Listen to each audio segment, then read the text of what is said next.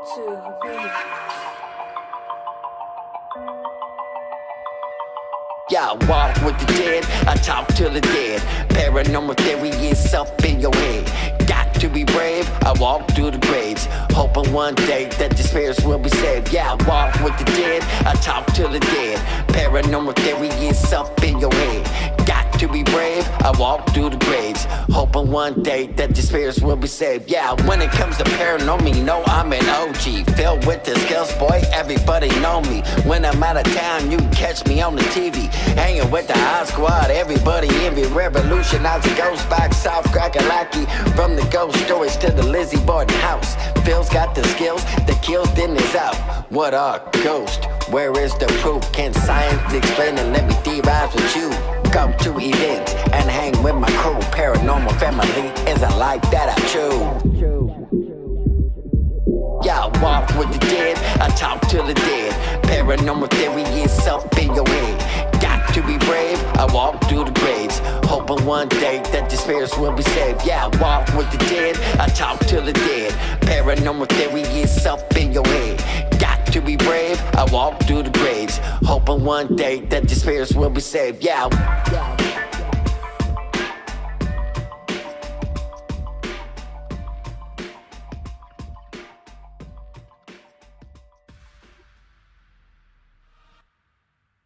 Good evening, everyone. It is your boy Phil Summers, the Ghost Theorist, and I have my lovely lady who also is getting involved into the journey of paranormal investigating.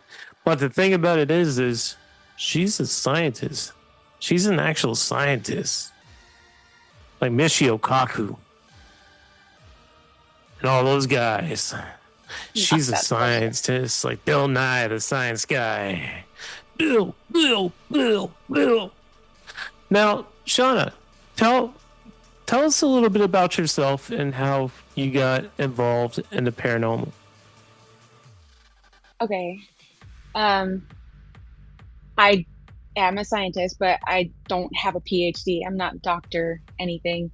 I have a master's in microbiology and cell science, so I work as a biochemist. And I literally work in production to ensure that anything that is injectable or insertable into a human or animal body, for that matter, is free of gram-negative bacteria.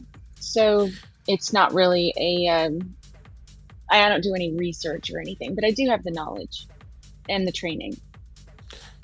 I don't know if you heard my jaw pop. That's the first time that I ever had that actually film a video of my jaw popping. But anyways, I'm interested in what you actually do for work. Like, what is your actual position in your field? You don't have to say where you work or whatever you do. Just like you said, you're in production, but like, what all is involved? Like math, a lot of You just kind of, it says unstable network. Hold on. I'm not sure what's going on there. I hear you fine. Oh, you can hear me, but it was laggy over here. I'm not sure why it was lagging. Okay, so I couldn't really hear all of that, but I'm just going to make sure that I got the question right before I continue. Is that you just want to know what I do, but I don't have to explain where I work?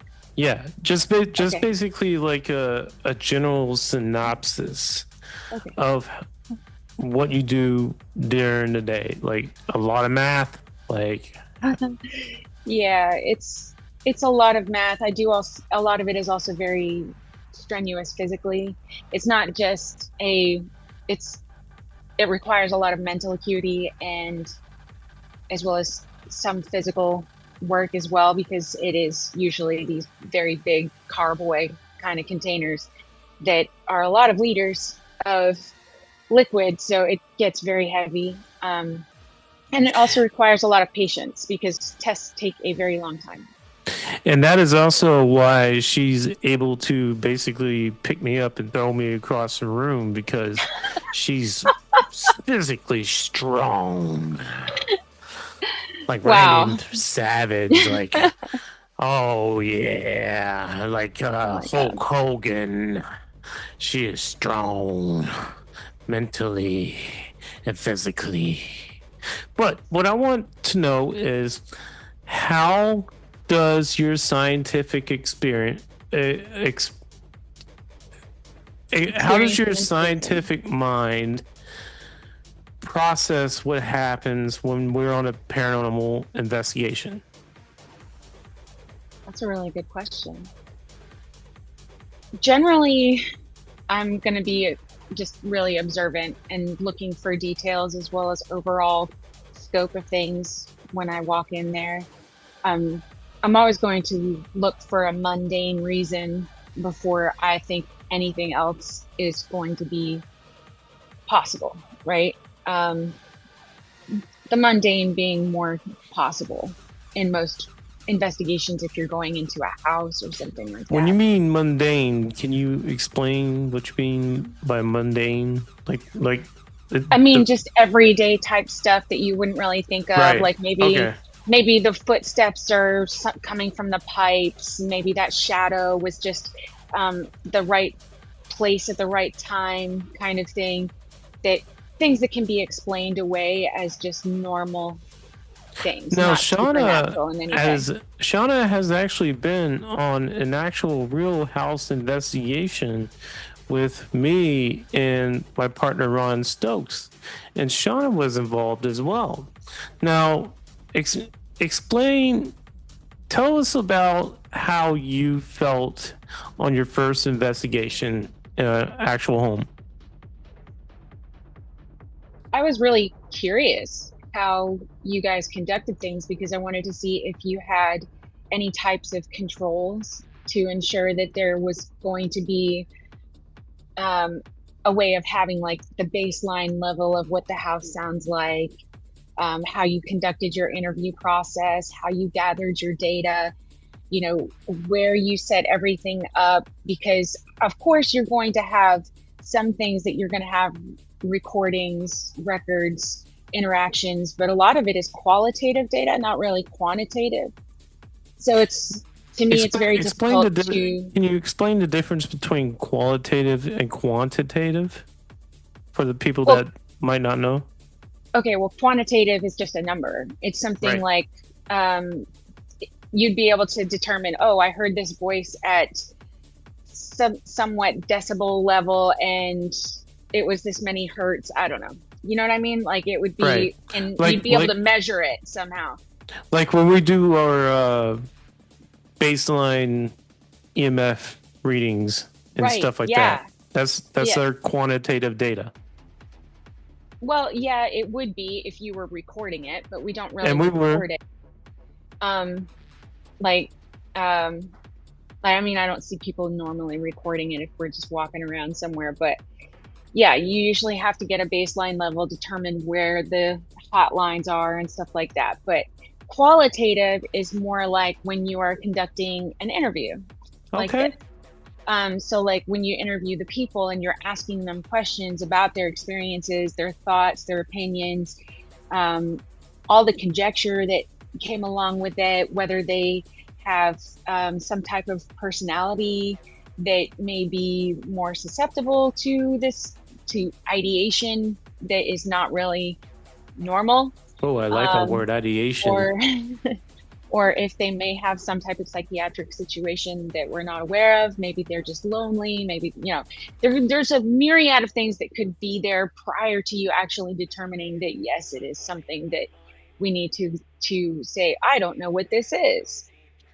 Um, So one thing that I do in investigations, we do the pre interviews before we actually go into the investigation. We look right. into every detail.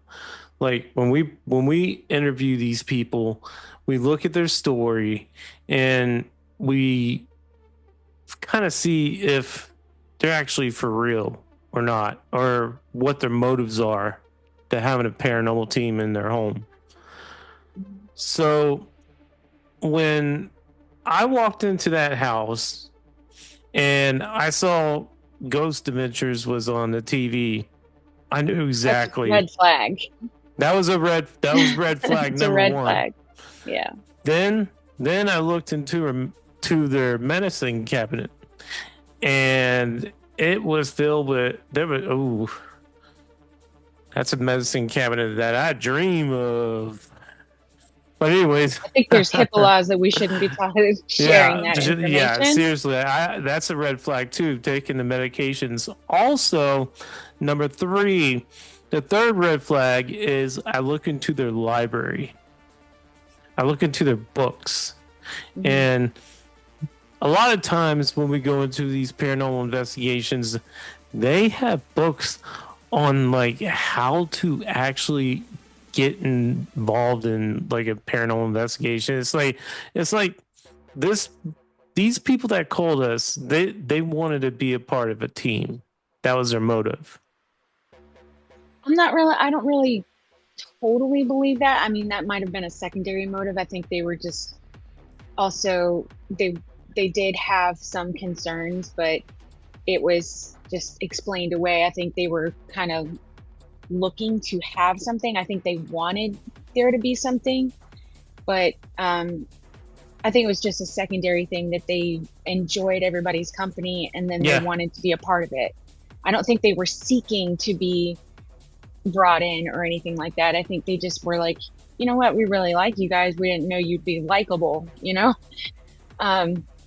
That's kind of what I think really happened. But I think they wanted to believe that there was something happening in their home, and there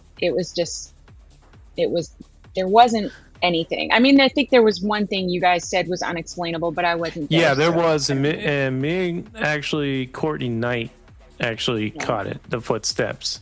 Yeah. Oh, actually, it sounded like something was dragging across the floor, Yeah. and we caught that. Me and Courtney. Yeah. Yep. Yeah, So- I remember you guys telling me about that. Yeah, so one thing that I do that most paranormal investigators don't is I stay awake for days and days. I stay awake for days, nights, no sleep. And I'm I sniping. don't recommend that. I know you don't recommend that, but It's not good because after a certain number of hours, you may be hallucinating. Yeah, that does happen. And there's things that there's things that some paranormal investigators do that I don't understand, where they're like, oh man, I'm getting sleepy, I'm getting tired, and then they just like take a nap, and it's like, are you really taking a nap on an investigation? And we could actually be missing evidence You because should sleep in shifts like you would any other type of investigation if you were, yeah, you know, just sleep in shifts. But I don't see anything wrong with that. We're human beings. We have to take care of ourselves in order to keep our cognitive abilities, and you know, or even the psychic abilities. If you happen to have someone that has those type of gifts on board, you want them to be able to be fully functional. If they're not fully functional, then they're of no use to you. So, and that's the point of it being a team. If you went in by yourself and took a nap, yeah, I would probably question that. But as long as you had tape rolling, maybe it'd be okay. But that's why you usually have a team. You have a bunch of people I've that done way it you're able to that sleep way in before. shifts. When I was at Lizzie To me, Borden's that's house, how I would do it. yeah, when I was at Lizzie Borden's house and I slept overnight, I basically video recorded myself in that attic sleeping. I had it recorded. I still have the See? have that's the probably video. what I would have done. At least then you're still collecting data. You're just not interacting with the environment in the way that you would actively, but you sort of are. You're just passively being there. Sometimes you may interact with the environment astrophysically and not actually in your body, but your subconscious can interact with the environment. That's possible. Yeah, That's a theory of mine. I've heard your theories about that. I'm not really I don't really know a whole lot about that, so I can't really answer that. So, in your experience as a beginner, what in your scientific mind is your theory on what is happening here in the ghost world? What's going on? Okay. What are we capturing?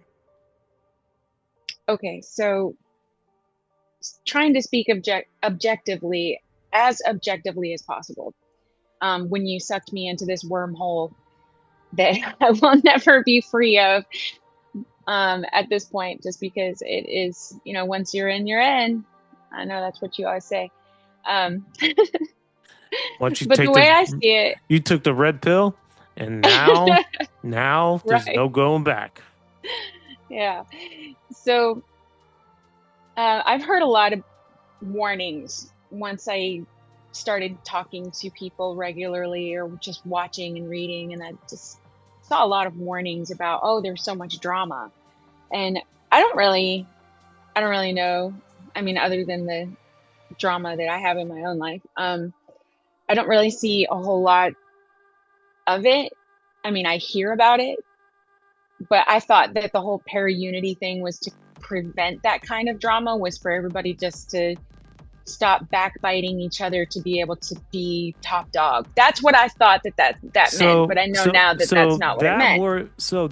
It's interesting that you mentioned para-unity, because I was there when that term was coined. I actually remember the date to the time that it was that it was actually formed, para-unity. And it was January 18th, 2010. That was when the date that it was coined.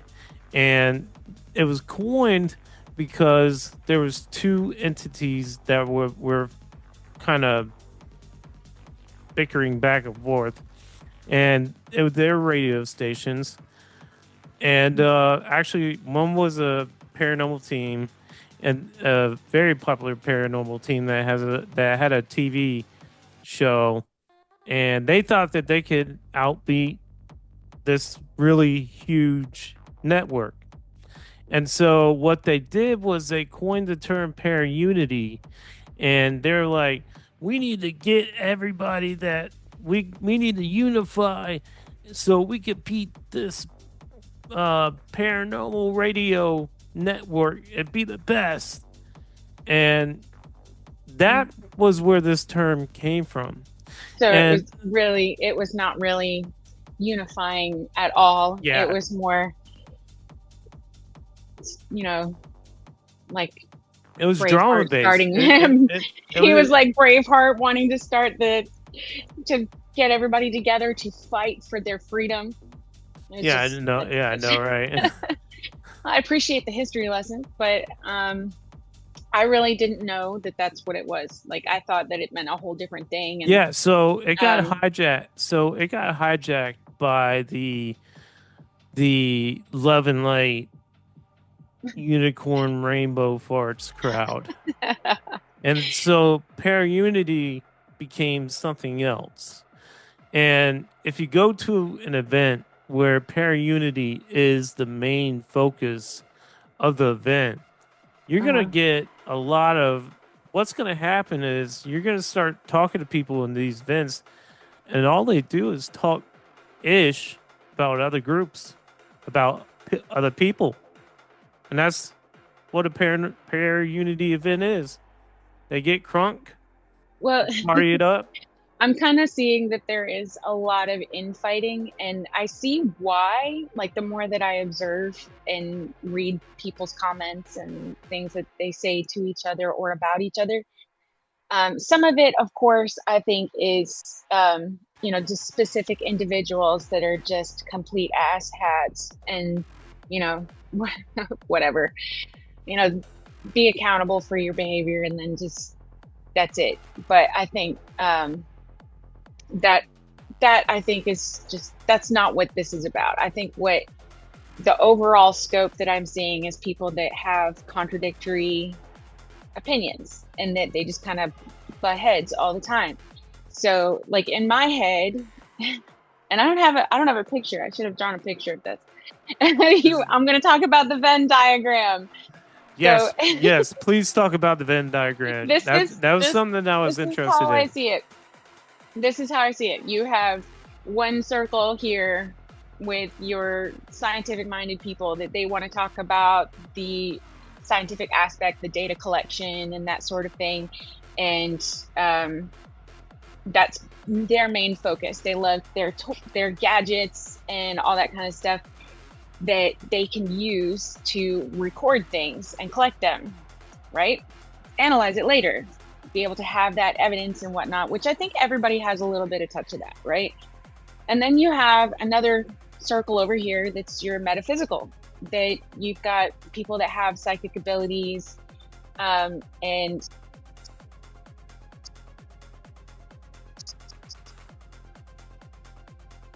laggy. Some of them are very cutting out because I'm lagging again. Am I? Yeah, Dang that's it. all right. Okay, hold on. Your computer's going through brain fart. Yeah, okay. When did it start doing that? Like when I got to the second circle? Mm-hmm. Okay. So yeah, the second circle is your metaphysical circle. These are your psychics, the people that have varying abilities. Some of them are really on point. They seem really adept at it. They've studied it, they've practiced it, they teach it, all that stuff. And it's a whole different aspect of it. And then in your third circle is your religion, right? Right. Where right. And I'm not saying any specific religion, it could be any religion. I'm just saying in general that you have those three. You have scientific, metaphysical, and religion. And religion, I don't really need to explain what that is. So then all of these circles, they will overlap on top of each other. So some people have a touch of your religious and or spiritual and metaphysical, and then you have some that overlap with scientific and religion, or scientific and metaphysical, just all of these together. And then in the very center, you'll have people that have a little bit of both. I mean, because people are complicated. We're not cut and dry, black and white. We all have a little bit of gray area. But I think that...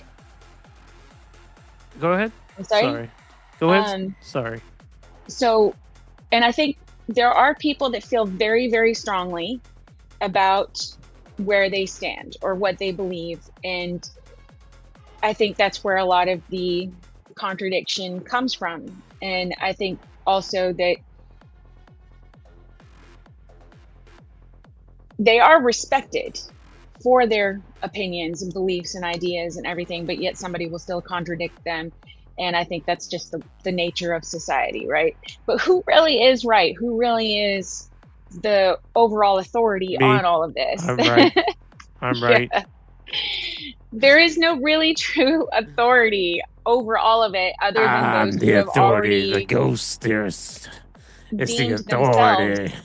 The authority on the subject. That's actually a really cool. That'd be a really cool paranormal team named the Authority. Well, in the way that I see it, I just don't know if there would ever be any way to be able to unify everybody to agree on everything. But I think there might be a way, but it would require like questionnaires, everybody filling it out, having everything done in the same set pattern, using the same methodology, where you'd have like standard operating procedures. Just, I don't know if there would ever be a way to have everyone come to the same conclusions, because in the end, all of us are doing it for the same reason. Well, that's what this show is about. This show is here so that people can relate to theories without any fear and without anybody telling them, oh, they're wrong.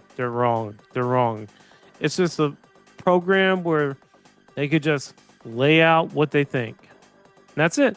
That's what the Ghost Theorist is. Right. And I think that's great. I also just, my computer is doing it again.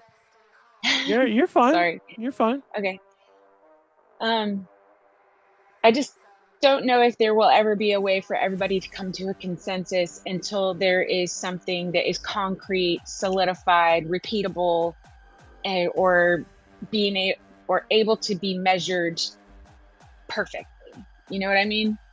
And you can't really measure psychic ability. And I wouldn't even know how to measure that. That's why I'm saying that would be something that would be qualitative, right? You can't quantify that. That's I'm pretty sure DARPA's been on experiences. top of that.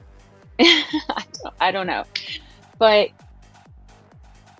and then of course, you know, physics is a whole different thing when it comes to quantum physics. Those particles are incredibly tiny.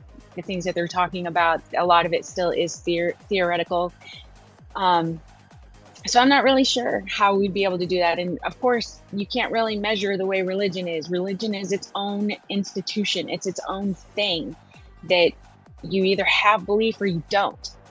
And I don't really know. There is no real way to measure that. And of course, you have to have another measuring stick there to say whether something is good or bad.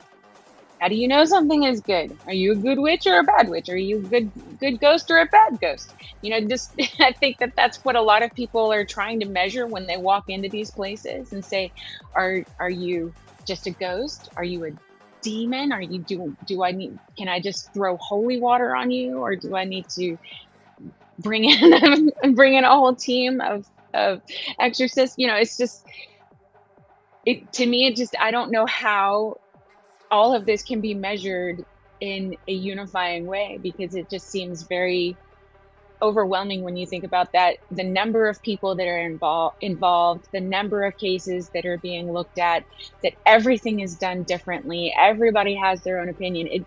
It's just, how do you get somewhere to where we can all be able to talk to each other without arguing or without conflict?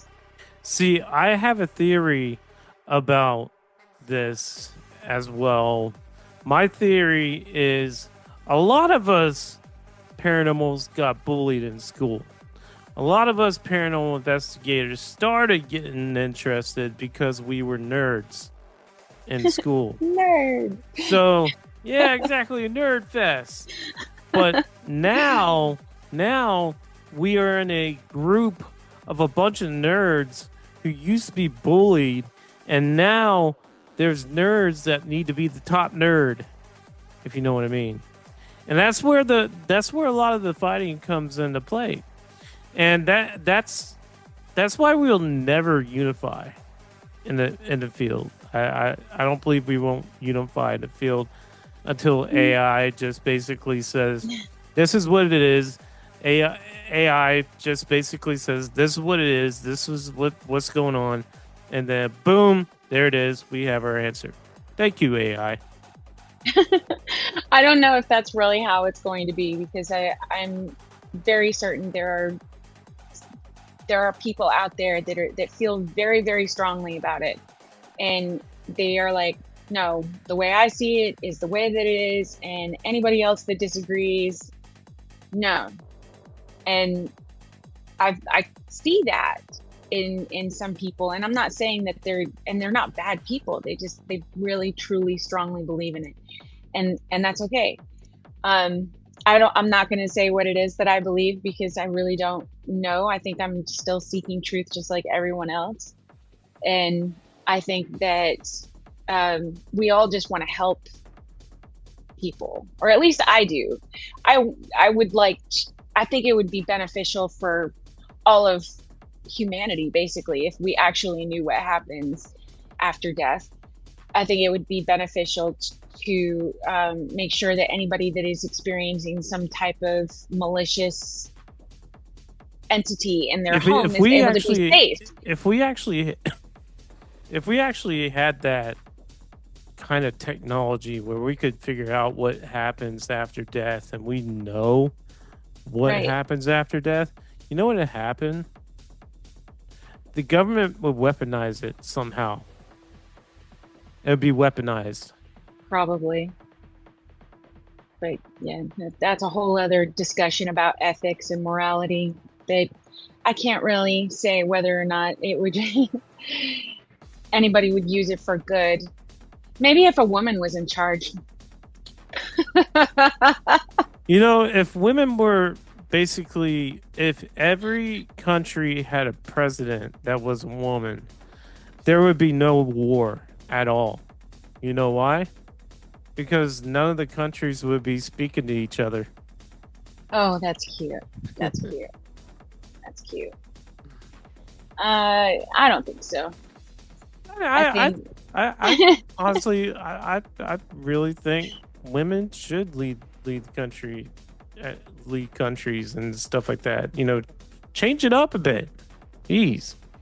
yeah, well, I'm just saying if a woman was leading that, I imagine it would be used for good instead of evil. But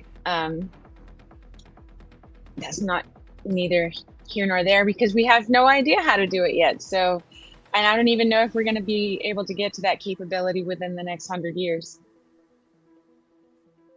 I don't know. I think I may disagree with that. I think if we keep on having the discussion and the discussion continues, at some point, somebody somewhere is going to be Tesla and it out and just figuring out, and it's like, okay, here's our answer.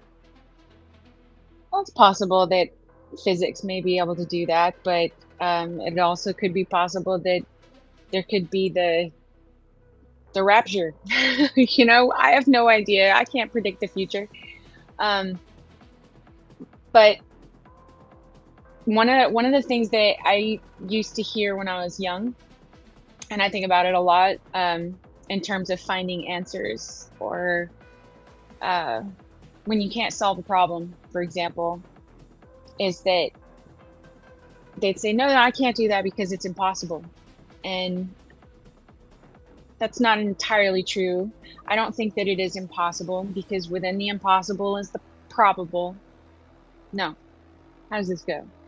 You said it Within the right. impossible is the possible, and within the possible is the probable. Within the probable, or no, I have it backwards. I don't remember it now. Dang it. Artisms are tisming. Whatever. I don't think it's. I'm just saying it's not impossible. I think at some point we'll be able to find our answers, but Well, I don't know how yet. I think it's awesome that they're actually, you're not the only one that's an actual scientist that's going out and doing this thing. There's scientists on Imagine. teams everywhere. Cool. And the thing about it is if these people are coming in and collecting the data, the actual scientists, then why can't they actually have answers that is agreed upon by the world? Well, we don't have anything to properly measure it in terms of like the physics, I guess, or the quantifiable type data that I was talking about. So, and like I said, we don't have any set standard with how we would do something. And hold on, my earphones are falling out a little bit. I was thinking of something else too, and I kind of forgot what it was for a second. I gotta think. To artisms are tisming again. Maybe, but you were saying that there was like, oh, I remember what it was. This kind of reminds me of that game when we were kids, and it was a Nintendo game or something, and you had to have a mage and a cleric and you remember, you know what I'm talking about? And a fighter or a warrior. You had like five people that you had to choose from in order to do a quest. Zelda? No, it's not Zelda. I don't remember, but it was like a long time ago. God, I'm showing my age. This was in the 90s. But yeah, it kind of reminds me of that. Like if you were to create the perfect paranormal team, like what would you put on that perfect paranormal team? Like having somebody from each group, right? you'd want somebody to cover the basics of each one of those groups, because, you know, there isn't really anyone that's going to have all of it, that covers everything, that has a degree in physics or at least knows something about physics. And you'd have to have somebody that knows a lot about the equipment. You'd need another person that has some metaphysical abilities or psychic abilities. You'd have to have somebody that is your religious person that would be able to determine whether it's good or bad or ugly. You know, is it mundane? Is it supernatural? You know, just incorporate like your the show perfect Evil. team. Yeah, there. Now you're talking. That's what we're talking about. Exactly. You'd have to have a psychologist too. Yeah, that's perfect. Yeah, somebody already thought of that and they made a whole show about it. Actually, the actor that played the priest, that's the Luke Cage guy. He Yeah. actually did a lot of research on how to do paranormal investigating and stuff like that. He had to do a whole bunch of research, Oh, that's awesome. and that's why the show seems like so plausible. That's pretty cool. Yeah, I think the writers did a really good job on that too. And it is creepy. It's creepy. Don't watch it late at night by yourself. I don't recommend it. I always watch movies like that by myself. I did a little diatribe earlier about fear and how to conquer fear, and the way that I do it, the way that I conquer fear myself is I basically just write down on a list what my fears are, and then I just go out and do it. No matter how Okay. crazy it is. That's why it seems like I'm so desensitized. So yeah, you're like a deranged Master Yoda. Like there's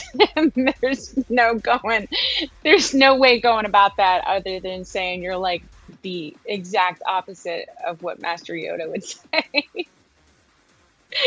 I don't think he would go out and do it. I think he would say, "Conquer fear, you must," or something. That's basically saying go out and do it. No, no, it's not saying that. Not like that. But but as a beginner, if you go into paranormal investigation, you have to have that fight or flight sense turned off, or at least if you feel it, know how to ignore it and embrace that fear so that you can continue the investigation. Because there are parts in the paranormal investigation where there will be these jump pop out moments, you know, and you wouldn't know what I mean, like in the movies, and you will feel fear, but you could get past it.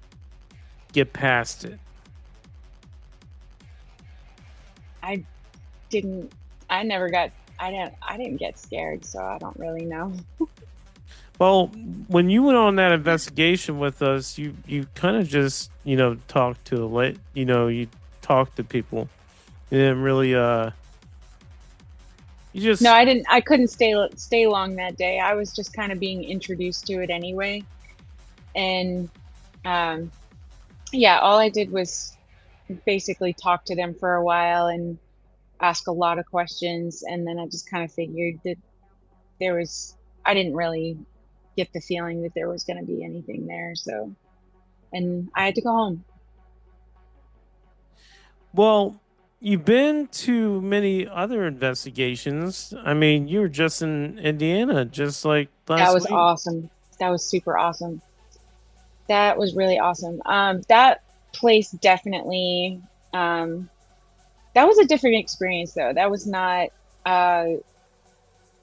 we didn't really conduct it or at least the people that I went with, we didn't really conduct it in a scientific way or anything, but it was to me, it was enlightening, and it was really fun to experience it with people that have psychic abilities and stuff like that. And it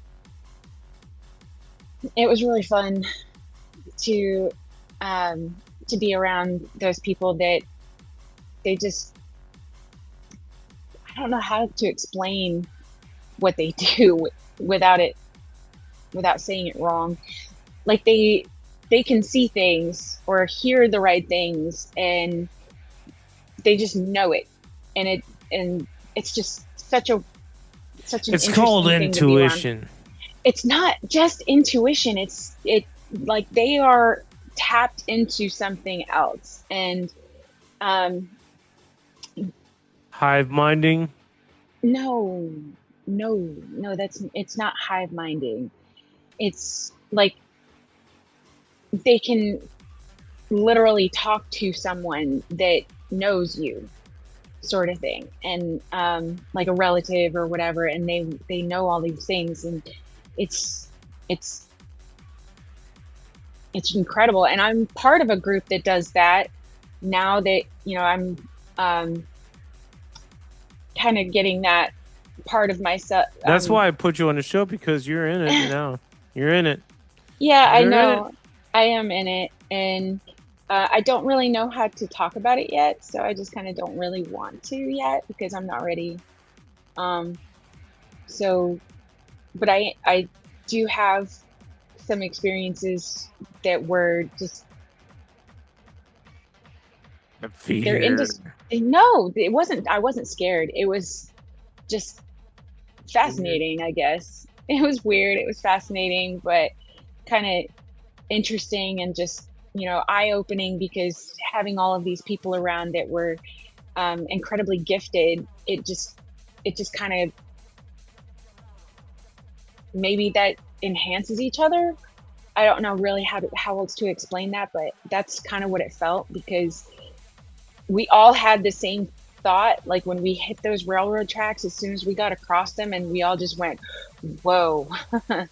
Like that was a bad feeling. And it was and I was with Sam and Heidi, and Bree and Nick were the ones that did that event out in Indiana, and Ash was with me on that investigation as well. It was an incredible event. Are you okay? Am I putting you to sleep? No, I'm actually. There was that show. What show? Remember the show about the kids that had the abilities, and the government basically had Oh, them yeah. That on was on it was Stephen HBO. King. It was Stephen King. No, it was not on HBO. It was on Paramount. Yeah.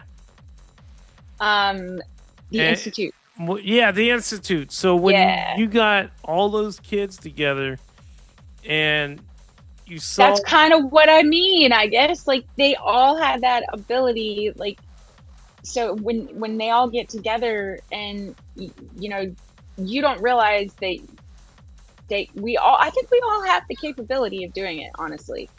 And just being around other people that are that gifted and experienced, that, you know, it all of a sudden you are also tapped into it as well. and you're also enhanced because you're with somebody that has Right. that ability. Yeah. So it was very cool. I really enjoyed that. So, like I said, like if you get a group of psychics together, Yeah. and it really is basically a psychic hive mind. I believe so. No. That's my theory. No. No, I don't think so, because you know, I was there. I don't think it's not a hive mind. It's just that I don't know how to explain that power with other power makes more power. Like that, it's just a simple kind of equation to me, I guess, in my brain, that we would be able to That's have. actually really good. That's actually a really good thought. Yeah, I need to think about that a little bit more. They just basically emit power, you know? Kind of like Wi-Fi. Maybe. Maybe it might be kind of like that, but Sci-fi um, or psychic-fi. maybe. I don't know. But it does seem to be that when people like people that are gifted get together, that it does enhance the abilities, and the more you practice it, I guess the better you get. It's much like a muscle, and Yes, that's why I'm yes, part that is of. exactly what it is. That's You're why I'm working part it. of Sam's group. You are working. You are working your pineal gland out. That is exactly what's I going just on. Your pineal gland actually, Oh, the one that forms the little tiny crystal that Dave Schrader was talking about. yeah, the crystallization. I haven't even gotten into that. I actually wanted to read about that, but I never did But yeah, because I thought about that a lot. that's what's happening. The more you do it, you're working out your ability to be able to do it, and it's like you're at the gym. Right. I don't really go to the gym hardly at all. So let's hope I do better at this than that.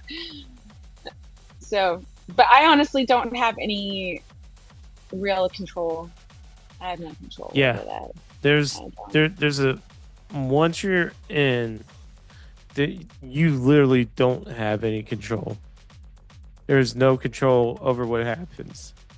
I'm not really trying to control anything. I don't really, I'm not, I mean, I'm being kind because I really love you, and that's why I'm here. But I don't really have any reason to be, I don't want to be, I really don't want to be famous. I don't want to, I'm not going to write books about this. I'm not going to do any of that stuff. I mean, helped you write yours, but that's it. I'm not really going to be doing all of that. I just honestly wanted to learn and to seek answers and learn about myself and to protect myself, and to help others. That's pretty much what the whole reason why I'm in it.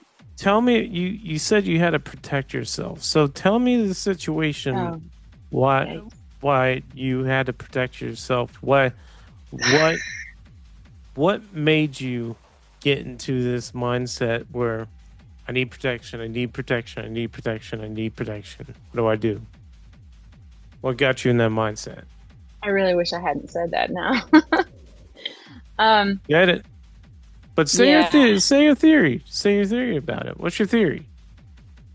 Well, I mean, as a kid, I had a lot of really scary experiences, and I know I wasn't seeing things, like I wasn't experiencing some kind of psychiatric illness, because my cat usually would see exactly what I was seeing, because the cat would start hissing or growling and freaking out, trying to get out of the room or something. So I knew I wasn't crazy because the cat was seeing the same exact thing. So I kind of used that as my litmus test. And I've almost always had a cat because of that reason. But Now you I got a experienced, lion. yeah, but you can't do what the cat does. So anyway, Yeah, I can. So that's not what I mean. I mean that if the cat can see something and I know they're seeing what I'm seeing, then I feel better. I can immediately be like, okay, I'm not imagining this. I'm not hallucinating. It's something really there, and that is scary as shit. I don't want to see that. And as a child, it was terrifying. I saw a lot of things, and they always came like to my house, like to me. And I couldn't really talk about it because I was raised in a Catholic environment, and anytime I ever said anything, of course they said I was crazy. Well, the Catholics believe in ghosts more than any other religion Oh no, I didn't tell anybody in the Catholic Church. I meant like if I told anybody outside of my family, they would think I was crazy. So I was like, okay, well, I guess I can't talk about it. And when I went away to college and grew and all that stuff and went through life, I mean, I had experiences, but I could just basically shut it out or just make it go away, leave me alone, whatever. But once I had children, and then, you know, my children were experiencing that when they were little, and I had to, it was like having a having a showdown every once in a while, every like maybe every spring or something like that. I would have a showdown with another one that happened to follow us home, that decided to be a hitchhiker and harass my boy. And I have, oh man, I had so many scary things happen when he was little. And the thing was is that he would tell me about it and I could see it, but he could see it. And I was like, oh, okay, so I'm not imagining this. Okay. But one second, please. No, you can't come in right now. Procedure. Hold on.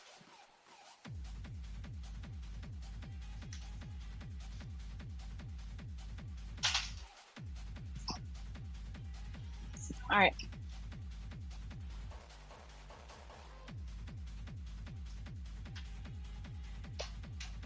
Okay, sorry. Never. I knew. Couldn't even go on out. While we're in this awkward silence, Sorry.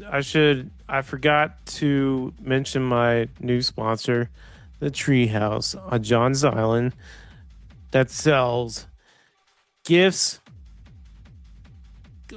garden stuff, as well as large pottery and wind chimes and all the stuff you need for your yard.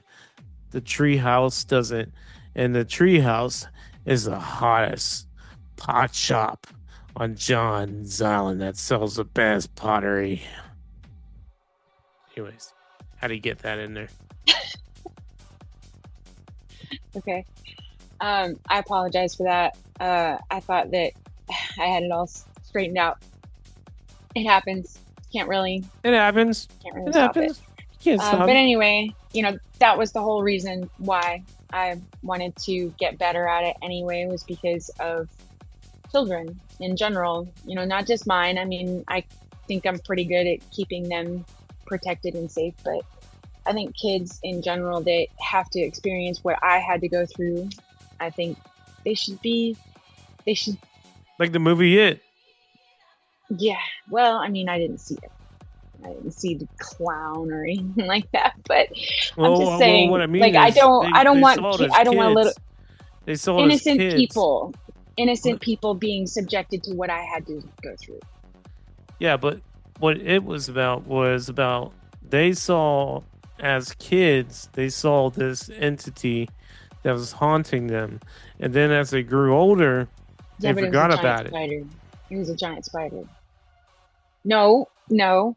There was like this invisible boundary around Derry so that when they left, they just would forget. But when they came back to Derry, they were able to remember. So it was something about that spider and its web. But it's different. That's not what I mean.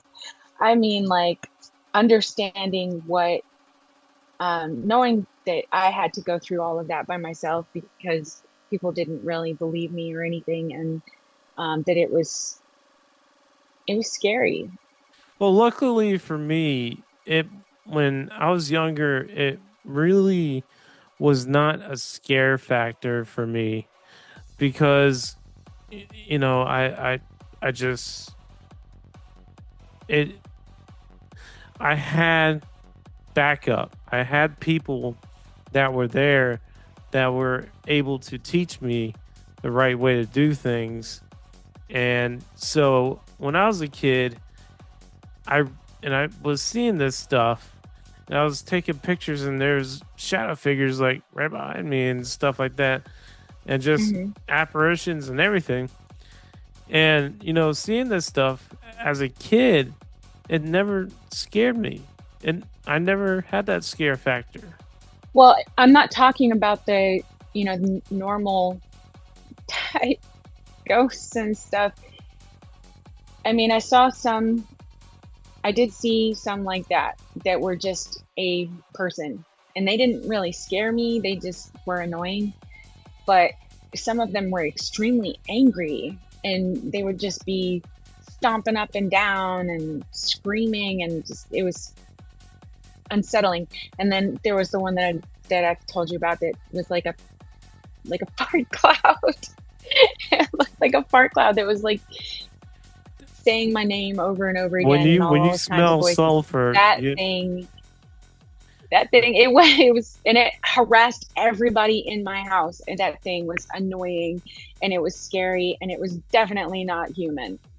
So, and that was something that we didn't really talk about to people, but when somebody came and spent the night, and then she saw it also, it was like, oh, all right, now we got an outsider that it happened to, so apparently it's not after just us. But yeah, that's the kind of stuff that I mean. Like, if something like that is going after a little kid, I would really like to have a way to measure it, capture it, kill it, destroy it, set it on fire. I don't know. Just that thing did not need to be bothering little kids. You're talking about capturing this little thing, whatever it is. Oh, that's a pipe dream. I'm just saying, like, that would be a fantasy right there. But you're saying this. It's like the movie 13 Ghosts. You're telling me that you keep on telling me I'm not crazy. But once you accept the fact that you are crazy, I told you, you have a little bit of crazy. There's a little bit of crazy in there. No, that's just the mad scientist in me that would just, if I could have my little fantasy if I could have a little fantasy on how to trap somewhere and perform little experiments. Yeah, Zach. Like, all right, let's see what happens if I throw a little salt on this bitch. Let's see it fucking set on fire. Or let's throw in some let's throw some copper in there. I don't know, just Zach whatever. Actually had this device. Zach Bagans actually had this device at Trans-Allegheny, and basically the objective was to capture a ghost. And obviously, nothing happened and everything, but it was really cool looking box, kind of gadget kind of deal. I don't know about trapping a ghost. I'm just saying something that is truly evil. I wouldn't feel bad about torturing it to, Oh, you sound like a sociopath right now. No, I'm talking about like a demon. Why would anybody care what happens to a demon? That thing's been torturing people for centuries or millennia. Let's just put that thing in a box and then, experiment on it like a rat, and like probe it. And then we would know what to do. Like probe it. It's just never gonna happen. You know how aliens like to probe us? If there was a way that we could do that, oh man, that would be fun. Actually, they should put me in charge. If they ever do, I would be down for doing that. Well, we are on our last 5 minutes of the hour. Oh man, I feel that went by quick. Yeah, it did. We talked it about usually a lot. Does. Yeah, we did. Now, in the last 5 minutes, you did not clarify what your theory on ghosts are. And on the ghosts, I told you I really didn't want. I don't know. On the ghosts, it's okay. If it's okay, I'm not going to. Nobody. You are in a safe space. Okay. What is your theory on ghosts? Why do we see ghosts? As a scientist and as a paranormal investigator, what is your theory? I don't think there really is a reason why, because I think there's so many different definitions of what they are. I think they could be categorized almost like the way we do species. That you have multiple levels. There's good, there's bad, there's, I think there are some that are extremely old. I wonder if they fade and turn into shadow people. There's a lot of different levels of things, from benign to, really malicious. And I'm not really sure why we see them. Maybe it's a way to show that you need to behave your damn self so that you don't end up like that. I don't know. Or what if we are the ghosts? That's maybe. What if we're trapped And in the they're Matrix? yeah, we're the ghosts, and they're We're in the just like Matrix, yeah. it's not even the Or Matrix. maybe it's overlapping And dimensions. I have it, no it's idea. like we're in the simulation doing our thing, and then these entities are outside the simulation because if you notice, if you play video games, there's these areas where you could like literally you're not supposed to go past, but you Mhm. can like do little codes and whatever and pop outside the video game. And Mhm. maybe it's something like that. And these entities just popped outside the simulation. I don't know. There's like so many theories out there. I imagine that, and like I said, until we have a set way to measure it and to define it and determine it and all that stuff, I just don't think there's any way to say concretely what they are or why they exist. So it's just my opinion. I'm just like, I got so much stuff going through my mind right now because like I've got so many theories of what this stuff is. When I talk to other people, we seem to s- talking to you, it sounds like you still are in this in between state where you're not sure what is what. Well, I mean, I think that when I encounter something, I can define it, when I'm there, of course. I could say, okay, this one is just somebody that's just trapped here and it's curious, or this one has unresolved business, um, or this one is just an annoyance that's trying to drain my energy. Um, I don't know. So it is the last minute of the hour. So we are Dun, dun, dun, dun, da, dun. da, da, da, da, we are done with the show of the ghost theorists with scientist and paranormal researcher Shauna, the land of Shauna. Oh my god. I'm such a nerd. You are a dork. But what? What? Come on now. I love being a dork. I know. I know. It's all good. All right, It's all guys. good. Well, this has been the Ghost Theorists with Shauna.